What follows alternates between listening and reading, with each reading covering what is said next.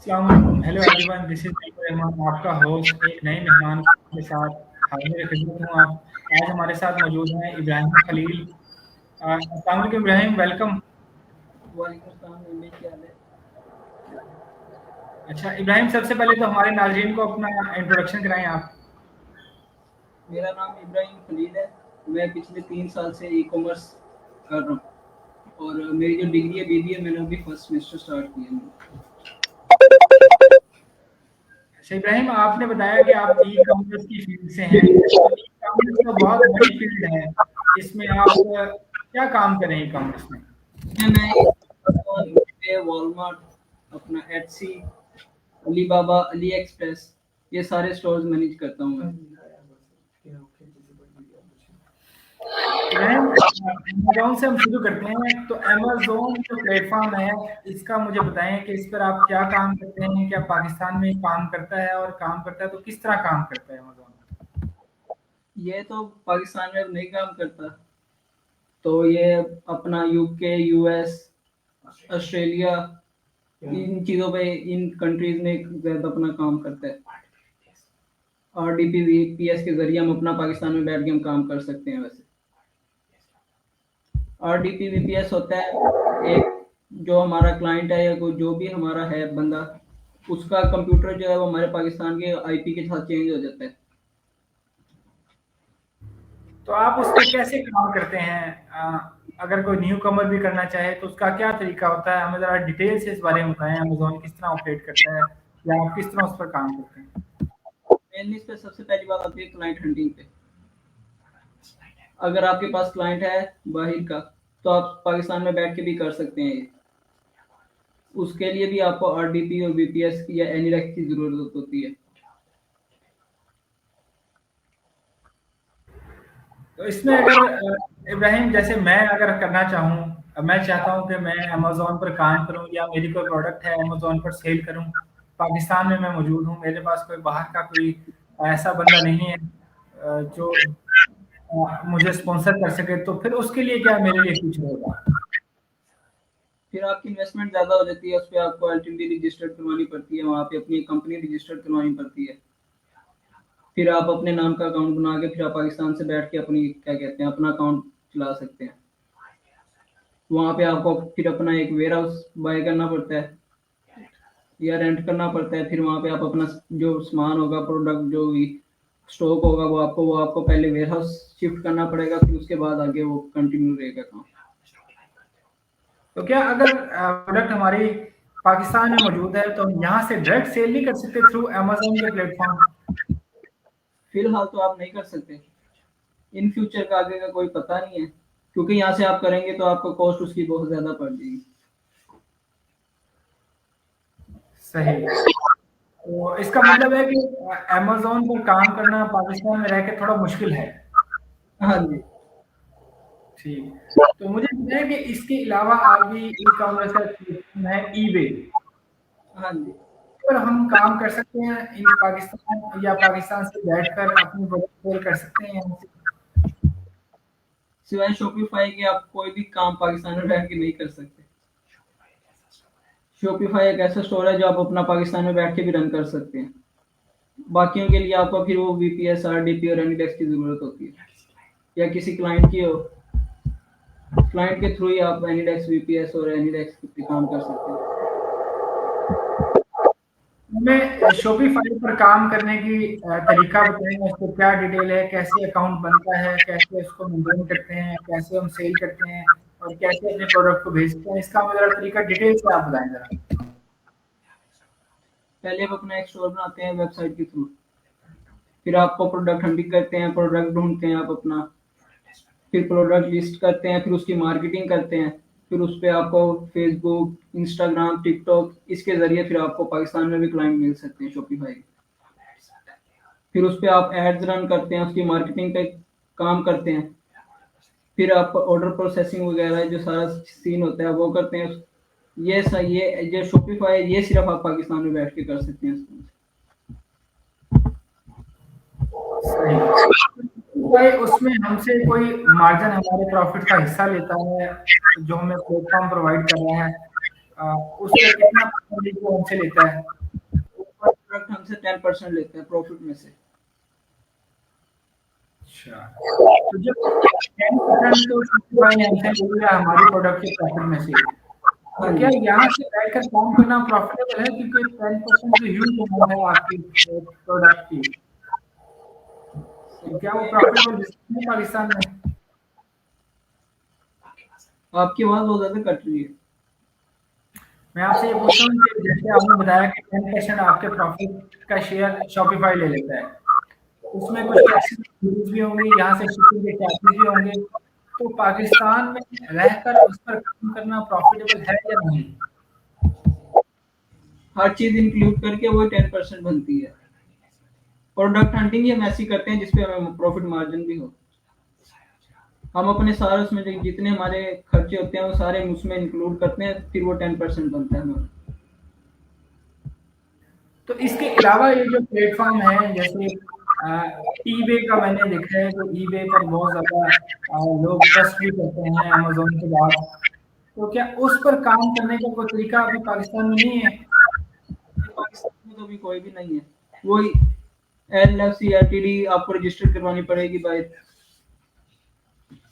तो उसके बाद ही आप पाकिस्तान में बैठ के कर। तो ये जो हमें एलएलसी और एलटीडी जो आपने बताया ये 2 वर्ड हैं, इनके बारे में बताएँ ये क्या चीज़ है? और इस पर कैसे इसको हम बना सकते हैं? इसका क्या प्रोसीजर होता है या क्या-क्या डॉक्यूमेंटेशन रिक्वायर्ड होती है इसके लिए हमें? इसके लिए आपको अपने बाहर अपनी एक कंपनी रजिस्टर्ड करवानी पड़ती है, अपने डॉक्यूमेंट्स उस पे देने पड़ते हैं आपको। आपको वहाँ पे अपना एक बिज़नेस शो करवाना पड़ता है, रेज़िडेंस शो करवानी पड़ती है आपको, बिलिंग इन्फॉर्मेशन और अपना जो फ़ोन नंबर होता है वो आपको वहाँ पे शो करवाना पड़ता है, आइडेंटिटी अपनी शो करवानी पड़ती है वहाँ पे। उसके बाद फिर आपकी वो जो कंपनी है वो रजिस्टर होगी वहाँ पे। उस कंपनी की बेस पे फिर आप क्या कहते हैं अपना पाकिस्तान में बैठ के कोई भी अकाउंट अपना रन कर सकते हैं, अमेज़न ईबे हो गया, वॉलमार्ट हो गया। लेकिन उसके लिए भी आपको आरडीपी और वीपीएस की ज़रूरत होती है।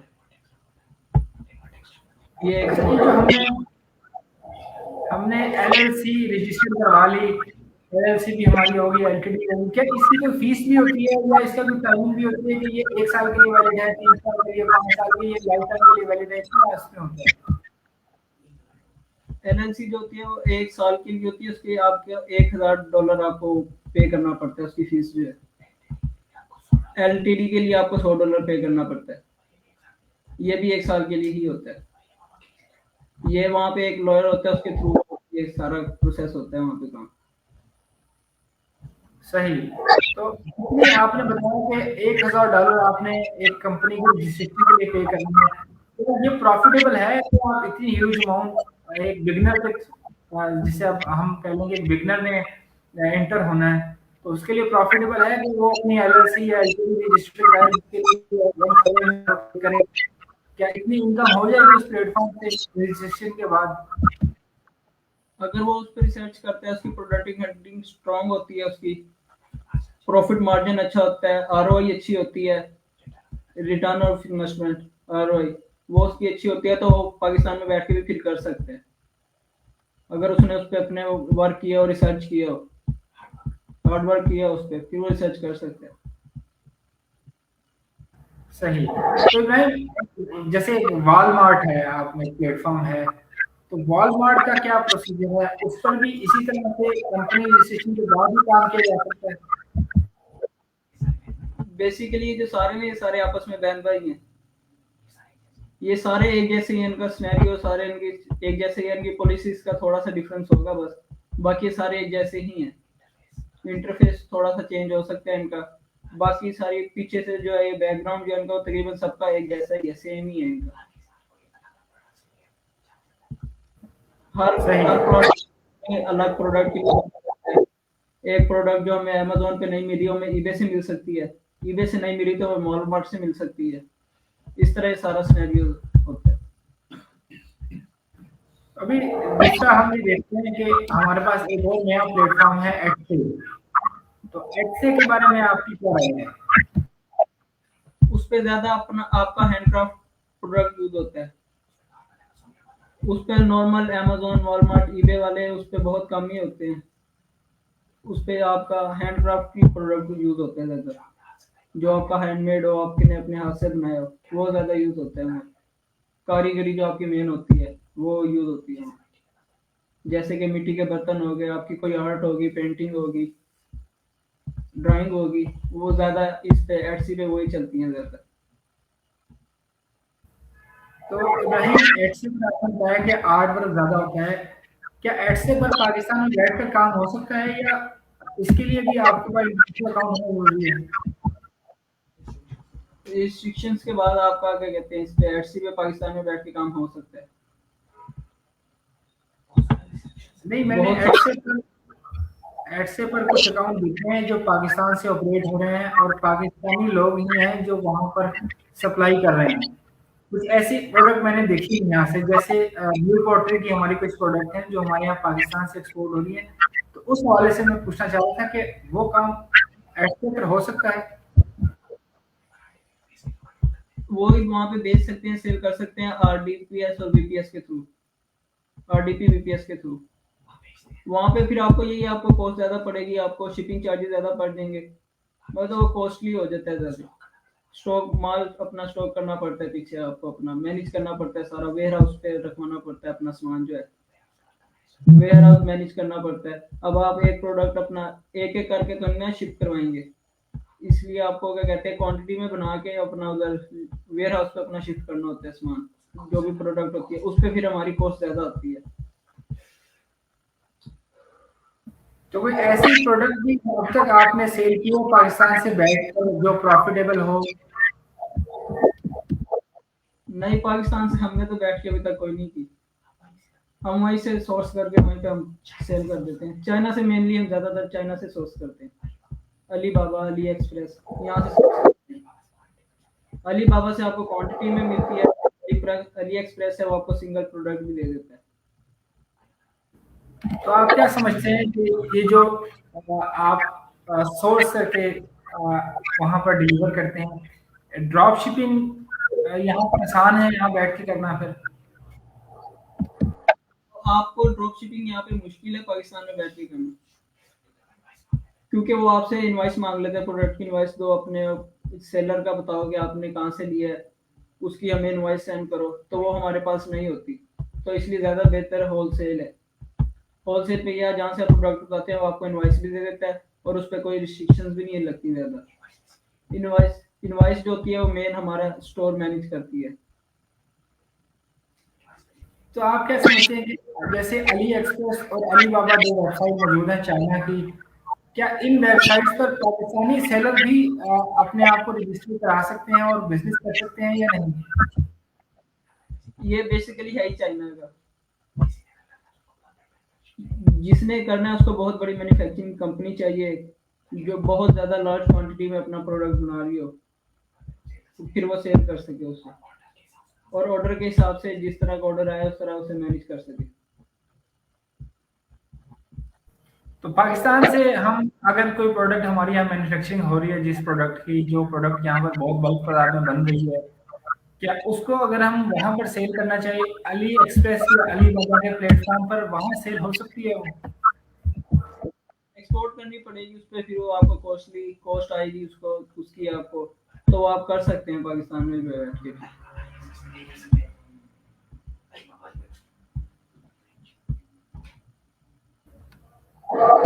जी।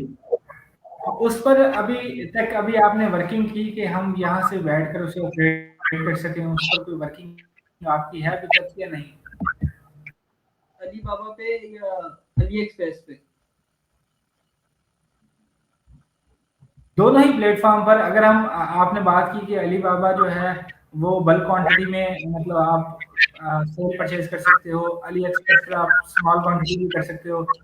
तो हम अगर अली एक्सप्रेस पर पाकिस्तान से काम करें, क्योंकि बहुत सारी ऐसी प्रोडक्ट होंगी जो पाकिस्तान में सस्ती बनती हैं, यहाँ से एक्सपोर्ट हो सकती हैं, क्या उस प्लेटफॉर्म पर हम वो चीज़ें सेल कर सकते हैं या उसकी आपकी कोई वर्किंग है अभी तक? उसके लिए आपको बहुत बड़ी मैन्युफैक्चरिंग चाहिए होती है, बहुत बड़ी इन्वेस्टमेंट चाहिए होती है आपको, ताकि आप अली बाबा अली एक्सप्रेस पे अपना जो सामान है वो लिस्ट कर सके। इसलिए आप दूसरे जो प्लेटफ़ॉर्म है हम उन्हें ज़्यादा प्रेफ़र करते हैं। अमेज़न हो गया, ईबे हो गया, वॉलमार्ट हो गया। तो जो चीज़ें आप अमेज़न पर या ईबे या बाकी प्लेटफ़ॉर्म पर सेल करते हैं, उसको अली एक्सप्रेस पे जब आप चेक करते हैं या उधर से सोर्स करते हैं, ड्रॉप शिपिंग करते हैं, क्या उसमें इतना मार्जिन मौजूद होता है कि चाइना से शिप करके वो चीज़ अमेरिका शिफ्ट हो रही है, उसकी ट्रांसपोर्टेशन की कॉस्ट और बाकी जो कॉस्ट उसमें आती हैं, जिस प्लेटफ़ॉर्म पर आप सेल कर रहे हैं, वो भी अपना मार्जिन लेगी। तो आपके लिए भी इतना मार्जिन बचता है उसमें? अलीबाबा पे अगर आप बल्क बल्क में अपना प्रोडक्ट मंगवाएँगे, अपने वेयरहाउस में मंगवाएँगे, तो उसपे आपको अच्छा प्रॉफ़िट मार्जिन मिल सकता है। लेकिन वहाँ पे जो ड्रॉप शिपर होते हैं, वो बहुत ही ज़्यादा कम होते हैं, ना होने के बराबर ही होते हैं। तो इसलिए फिर दूसरा उसका प्लेटफ़ॉर्म है अली एक्सप्रेस। वहाँ से आपको सही प्रोडक्ट मिल जाता है, प्रॉफ़िट मार्जिन भी सही होता है आपका, सिंगल क्वांटिटी भी दे देता है वो आपको, तो आप वहाँ से सोर्स कर सकते हैं प्रोडक्ट। सही। लेकिन हमारे यहाँ मैंने एक 5 साल पहले जब कोरोना के बाद मैंने देखा कि अमेज़न पर लोगों का काम करने का रुझान बहुत बढ़ गया था। तो साथ-साथ एक वर्चुअल असिस्टेंट का एक काम शुरू हुआ था। तो क्या आपको उसके बारे में नॉलेज है कि वर्चुअल असिस्टेंट क्या होता है? वो कैसे ऑपरेट करता है? वर्चुअल असिस्टेंट बेसिकली आपका जो स्टोर मैनेज करता है, आपको क्वांटिटी मैनेज करता है, आपकी आपकी लिस्टिंग देखता है, आपका जो प्रोडक्ट होता है उसकी क्वांटिटी देखता है, ट्रैकिंग उसकी होती है, ऑर्डर प्रोसेसिंग होती है। ये सारा काम बेसिकली वर्चुअल असिस्टेंट का ही होता है। तो फिर उसके बाद ही हमने ये वर्चुअल असिस्टेंट की अपनी सर्विस देना शुरू की थी। 5 साल पहले तो ये सब आप जब वर्चुअल असिस्टेंट की सर्विसेज़ देते हैं, तो उसमें क्या इतनी इनकम हो जाती है कि बंदा पाकिस्तान में रह के सर्वाइव कर सके या वहाँ इतने डॉलर्स मिलते हैं कि वो एक हैंडसम अमाउंट बन जाए? ये बेसिकली वहाँ पे जो क्लाइंट्स होते हैं वो हमें सैलरी बेस भी हायर कर सकते हैं, परसेंटेज बेस भी होता है। उस पे फिर आपकी प्रोडक्ट हंटिंग पे बात आ जाती है, आपकी सेलिंग पे बात आ जाती है। जितनी स्ट्रॉन्ग आपकी प्रोडक्ट हंटिंग होगी उतना स्ट्रॉन्ग आपका क्या कहते हैं अकाउंट होगा। उसी हिसाब से फिर आपको सैलरी बेस हो या कमीशन बेस हो, वो आपको उस बेस पे सैलरी मिल सकती है। तो ये जो आप 3 साल से या जितने भी साल से आप ये काम कर रहे हैं, तो आप क्या समझते हैं इस काम का क्या फ्यूचर है? लोगों की रिक्वायरमेंट्स पूरी होती हैं इस पे, उन बाहर वाले बंदों के पास इतना टाइम नहीं होता कि वो ये काम भी कर सके, तो इसलिए वो वर्चुअल असिस्टेंट हायर करते हैं, क्योंकि ये अच्छा एक सोर्स ऑफ इनकम है, ये साइड बिजनेस बहुत अच्छा है ये। इसलिए लोग ज़्यादा वर्चुअल असिस्टेंट्स, वहाँ के लोग ज़्यादा वर्चुअल असिस्टेंट्स हायर करते हैं, क्योंकि लोगों को कुछ ना कुछ साइड इनकम तो चाहिए, कुछ ना कुछ प्रोडक्ट भी चाहिए उनको।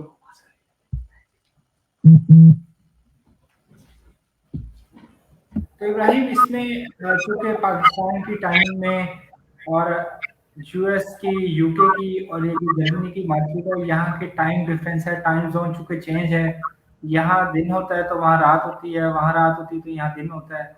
तो क्या इस टाइमिंग का क्लैश नहीं आता? एज़ ए वर्चुअल असिस्टेंट आप काम कर लेते हैं या उसके लिए आप किसी भी वक़्त काम कर सकते हैं, दिन में कर लें या रात में कर लें?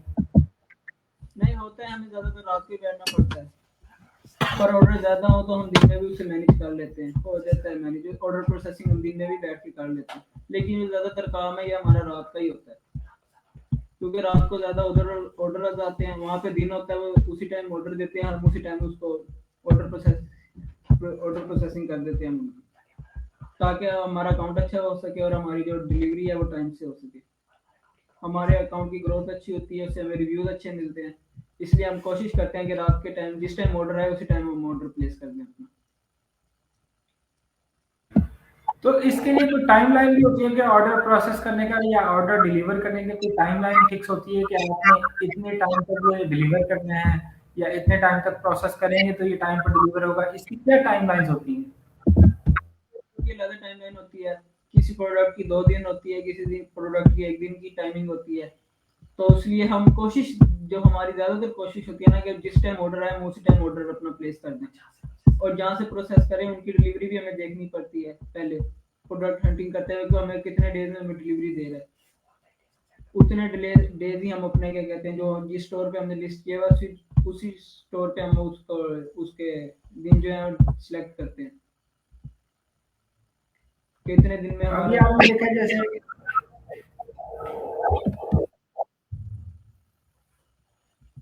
इब्राहिम माइक ऑफ है आपका, माइक म्यूट है आपका। जी, जी। इब्राहिम मैं आपसे ये पूछना चाह रहा था कि अभी आपने बताया था कि अलीबाबा से और अली एक्सप्रेस से आप प्रोडक्ट को सोर्स करते हैं, उसकी ड्रॉप शिपिंग करते हैं। तो क्या चाइना से अमेरिका या यूके या जर्मनी प्रोडक्ट के डिलीवर होने में 1 दिन, 2 दिन, 3 दिन कितना टाइम लग जाता है और आप उसके लिए क्या टाइमलाइन सेट करते हैं अपनी? अलीबाबा से 1-2 महीने लग जाते हैं क्योंकि वो क्वांटिटी में आपको देता है। वो पहले बनाते हैं, उसकी मैन्युफैक्चरिंग होती है, उसके बाद आपको प्रोडक्ट मिलता है। और अली एक्सप्रेस से आपको 8 से 10 दिन के अंदर आपको डिलीवरी मिल जाती है। कभी 8 से 10 दिन का उनका डिलीवरी टाइम होता है, लेकिन पहले ही मिल जाती है हमसे। 4-5 दिन के अंदर आपको डिलीवरी मिल जाती है। तो हम अपना डिलीवर टाइम इतना रखते हैं कि उनको बाद में कोई तंगी ना हो क्लाइंट को, और वो हमें रिव्यूज अच्छे दे सके, जिससे हमारी अकाउंट की ग्रोथ अच्छी हो जाए। तो अगर आप बता रहे हैं कि 8 से 10 दिन लग जाते हैं एक प्रोडक्ट के डिलीवर होने में, क्या वो जो कस्टमर है, वो इतना टाइम के लिए वेट कर लेता है, अगर वो चीज़ उसको अमेज़न से या ईबे से या वॉलमार्ट से वही 2 दिन में या 1 दिन में डिलीवर हो रही है, तो क्या इतना वेट कर लेता है वो कस्टमर या वहाँ पे जो प्रोडक्ट लगी होती है, जो अमेरिका से डिलीवर हो रही है या यूके से डिलीवर हो रही है, उसकी प्राइस में और जो चाइना से या डिलीवर हो रही है, उसकी प्राइस में कोई डिफरेंस होता है? क्या वजह है कस्टमर इतना वेट करता है? प्राइस में डिफरेंस होता है। अगर क्लाइंट्स को हमारे ज़्यादा डिलीवरी चाहिए तो वो हमारी फास्ट डिलीवरी पे भी जा सकता है, उसके एक्स्ट्रा चार्जेस होते हैं। तो वो क्या कहते हैं, फिर वो जो हमारा जिस कंट्री में हम कर रहे हैं उसी कंट्री में प्रोडक्ट होता है हमारा, वो उसी टाइम उसको वो कर देता है, उसको शिप कर देता है। तो इसलिए वो उसको प्रोडक्ट जल्दी पहुंच जाता है और उसकी थोड़ी सी फीस ज़्यादा होती है, लेकिन वहां से वो हमें कम प्राइस में शो होता है, मिलता है। तो हमें प्रॉफिट मार्जिन भी ज़्यादा होता है। सही। तो क्या कभी ऐसा भी हुआ है किसी प्रोडक्ट को आपने डिलीवर किया हो चाइना से और वो रास्ते में वो डैमेज हो जाए या खराब हो जाए, तो फिर कस्टमर को तो चले पैसे आपने रिफंड कर दिए, तो क्या वो चीज़ चाइना वापस जाके आपको पैसे रिफंड होते हैं उसके? क्या कौन रिस्पॉन्सिबल होता है? आप रिस्पॉन्सिबल हैं या जो कंपनी आपको सप्लाई कर रही है वो रिस्पॉन्सिबल है उस प्रोडक्ट के ब्रेक होने की, डैमेज होने की? ऐसा बहुत कम ही होता है। हम प्रोडक्ट ही वो लिस्ट करते हैं, हंटिंग ही ऐसी शो करते हैं कि कोई ऐसा प्रोडक्ट हो ना जो रास्ते में डैमेज हो जाए। अगर डैमेज हो भी जाए तो उसका रिफंड हो जाता है, लेकिन थोड़ा सा टाइम लगता है, आपको उसके रिफंड हो जाता है। उसका कोई इशू नहीं होता ज़्यादा, क्लाइंट की तरफ से भी और हमारी तरफ से भी।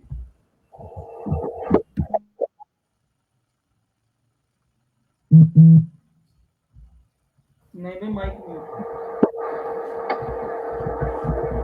में उठाता नहीं।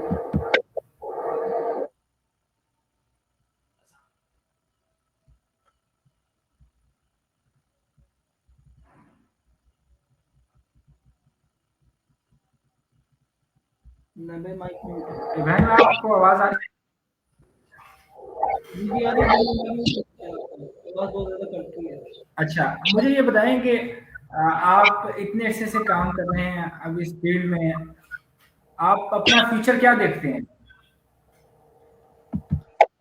लोगों को प्रोडक्ट्स तो चाहिए चाहिए, लोगों ने अपना सामान खरीदना है, इसमें बहुत ज़्यादा स्कोप है आगे, कॉम्पिटिशन इसमें बहुत ज़्यादा है।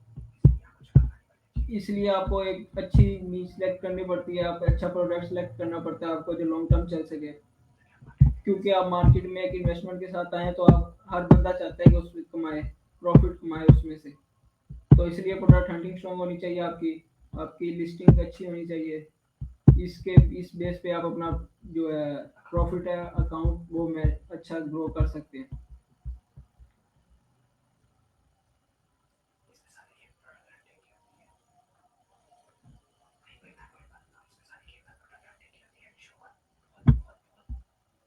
नहीं भी, मैं आपको एक बात बताऊँ, इसमें इसमें जो सारी गेम है ना वो प्रोडक्ट हंटिंग की ही होती है। नबी मगनी का। जी, जी। इब्राहिम, मैं आपसे इजाज़त चाहूँगा। बहुत शुक्रिया आपने वक़्त दिया और अपने नाज़रीन से भी जिन्होंने हमें सुना। इंशाल्लाह एक नए मेहमान के साथ, नई एपिसोड के साथ फिर हाज़िर होंगे आपकी खिदमत में। अल्लाह हाफ़िज़।